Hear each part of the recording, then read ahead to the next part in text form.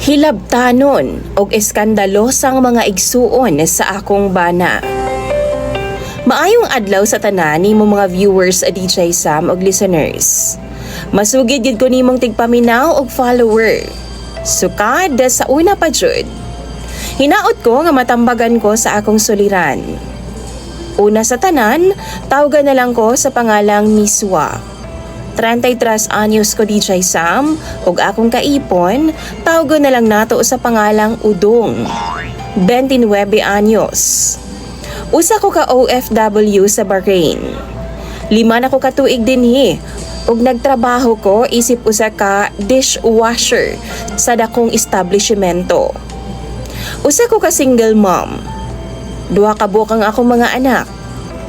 Dagko na sila karon na DJ Sam maong naniguro gyud ko nga maka-abroad.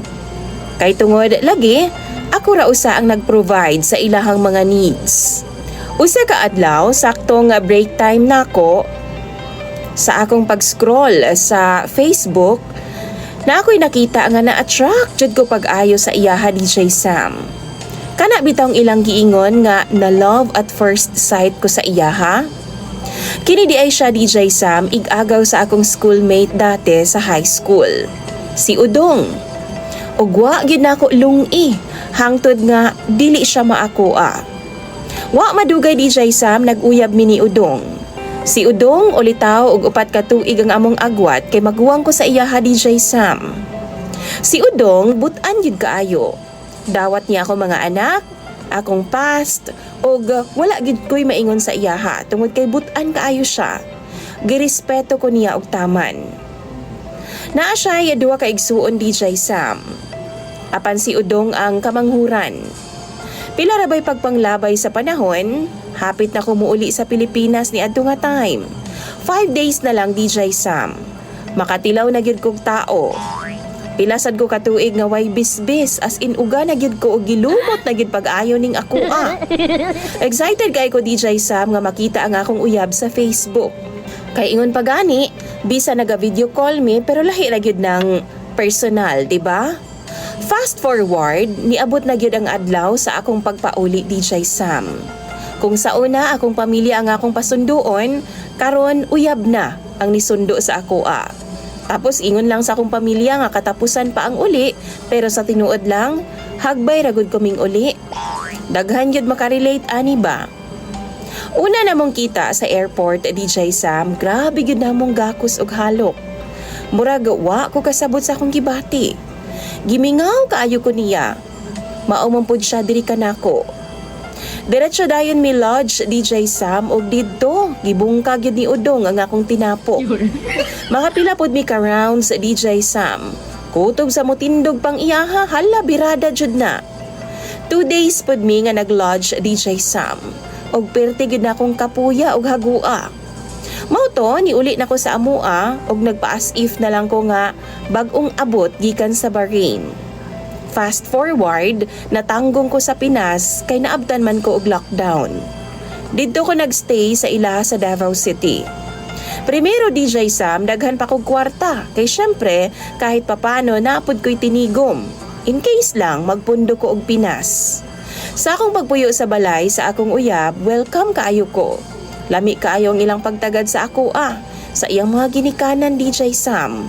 Ug maupod ang iyang 2 ka mga igsuon. Mugasto gyud ko sulod sa balay kay syempre didto man ko nagpuyo. Gahatag kog tubig ug para sa suga DJ Sam kay maikog lagi ko. Di unta dawaton sa mama sa akong uyab pero nag-insist gyud ko. Kay didto baya ko ga-star DJ Sam. Nilabay ang 6 months, COVID gihapon. Hapit na ko way kwarta. Nahubsa na gyud ko DJ Sam ug wa na ko'y mahatag nga pangkonsumo sa ilaha. Akong uyab DJ Sam na ay work. So siya lang una ang bahala sa pagkaon, siya ang kasuporta sa akoa. Nakasabot po ang iyang mama ug papa DJ Sam. Pero iyang mga igsuon, hinay-hinay nga nang gawas ang mga dili maayong batasan. Mayra di ay sila sa primero DJ Sam. Diyang naapa ko'y kwarta kay mura kog anghel sa ilang mga mata. Karon nga wa na ko'y kwarta, mura na kog yawa sa ilang pananaw. Nagsugod nami og way tinagdanay DJ Sam sa iyang mga igsuon. Wa na mitingganay. Ingon sa ko ang uyab, sagda na lang daw nako sila para way gubot. Pero ako, di gid ko pwedeng tamakan. Di gid ko musugot nga tamak-tamakan ra ko DJ Sam sa mga taong wapoy napundar sa kinabuhi. Naglaing gid ang akong buot. Pero iyang mama ug papa okay good sila sa ako way problema. Ang iya lang yung mga igsuon, kay grabe kasuyaon o hilabtanon. Sukad ato DJ Sam, nagdesisyon mi sa akong uyab nga magrenta na lang mig kwarto para wa na'y manghilabot sa amoa. Pero nagkamali ko. Kay gisulong manhinuon ko sa iyang mga igsuon na sa among girentahan. Og didto gipakauwawan kog taman DJ Sam. Gitudlo-tudlo ko nila. Misukol ko, maong wa ko nila nakaya-kaya. Og sukad ni ato DJ Sam, wa na jud mi na okay sa iya mga igsuon. Nangayo pag sorry ang akong uyab sa akoa. Og nakaingon ko nga gitamak-tamakan ta nila kumo kay ultimo raman ta. Maong nag-promise gid ko sa akong sarili DJ Sam nga kung mubali ko sa abroad maningkamot jud ko nga makabalay mi. Aron di na miyatak-yatakan pa. Karon DJ Sam, nakabalik ko sa Bahrain og kaluy-an sa Ginoo na anak ko'y balay og duha ka motor. Kami paghihapon sa akong uyab nga si Udong. Karon naglibog ko.